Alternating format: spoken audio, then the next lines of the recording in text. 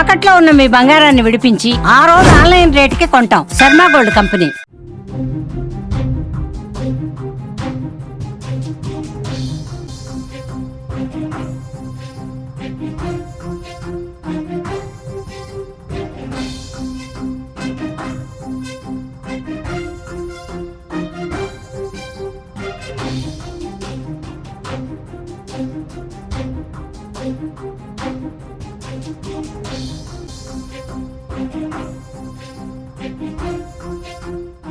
ఒడిశాలో లెక్చరర్ వేధింపులు భరించలేక ఓ విద్యార్థిని బలవన్మరణానికి పాల్పడిన ఘటన మరొక ముందే కర్ణాటకలో అత్యంత దారుణమైన సంఘటన వెలుగులోకి వచ్చింది.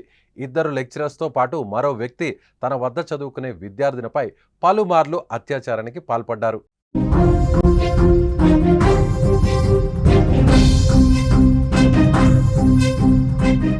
కర్ణాటకలోని మూడబిద్రలోని కళాశాల భౌతిక శాస్త్రం బోధించే నరేంద్ర అనే లెక్చరర్ తన వద్ద చదువుకునే విద్యార్థినితో చదువులో రాణించేందుకు నోట్స్ ఇస్తానంటూ పరిచయం పెంచుకున్నాడు.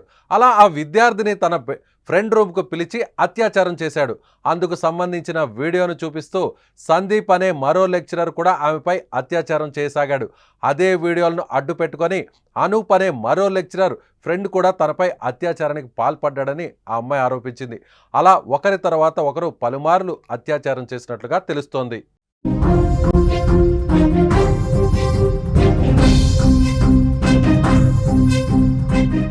నిత్యం తమకు లైంగిక కోరికలు తీర్చాలని, లేదంటే వీడియోలో ఆన్లైన్లో పెడతామని బెదిరించడం మొదలుపెట్టారు ఆ లెక్చరర్స్.